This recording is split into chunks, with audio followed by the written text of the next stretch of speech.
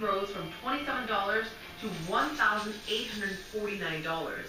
Let me do the math for you.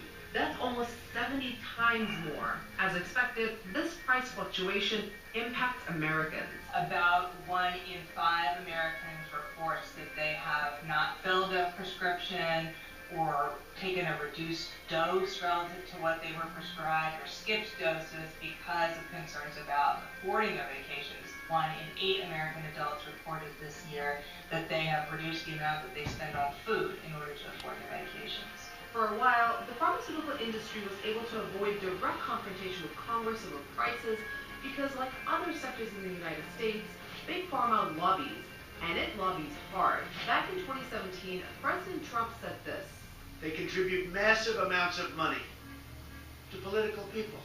I don't know, Mitch, maybe even to you." And he's right. We know that the pharmaceutical industry has always invested very heavily in lobbying. They are the top industry in lobbying and have been for many years, and they are equal opportunity givers. They give to people on both sides of the political aisle, Democrats and Republicans. So, a sort of political realist view is that there are lots of folks in Congress who are beholden to this industry. Oh, and if you're wondering, Trump was also right about Big Pharma donating to Mitch McConnell. The senator received almost $1 million from the pharmaceutical and health product industry between 2013 and 2018.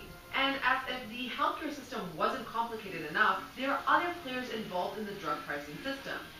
Let me introduce you to pharmacy benefit managers, or PBMs. Back in the 1960s, we didn't provide drug benefits to most people, and the private insurers, which provided most of the insurance at the time, didn't know how to do drug benefits. So they didn't want to get involved. So they decided that they would have a separate company provide the drug benefits, and these were called pharmacy benefit managers, or PBMs.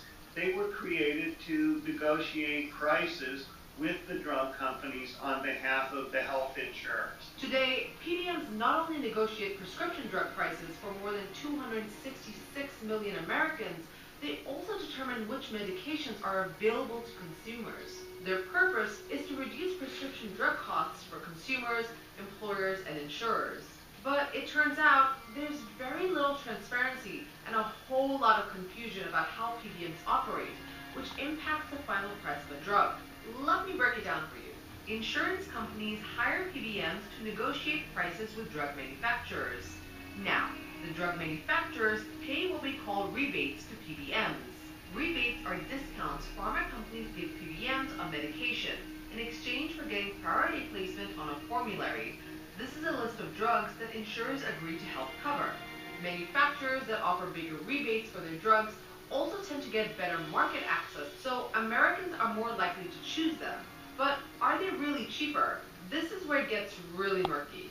Most of the rebate goes to PBMs and insurers, who say it helps them keep the fundamental reason for why drugs are so expensive in the United States. In the United States, there's nobody saying that you can't raise your prices. It's a market-driven system, and if you want to raise your prices, you can. You just assume that you'll get the business, and in most cases you do, because people need their drugs and they're willing to pay a much higher price. In most countries, there are regulations to try to keep the prices down.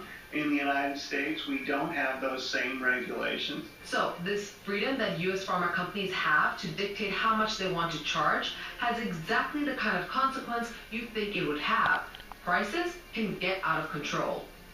Take pharma company Mylan, for example. Between 2013 and 2014, Mylan increased the price of albuterol, which is used to treat asthma, from $11 to $434. That's almost 40 times higher.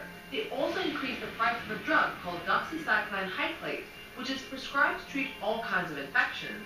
It rose from $27 to $1,849. Let me do the math for you. That's almost 70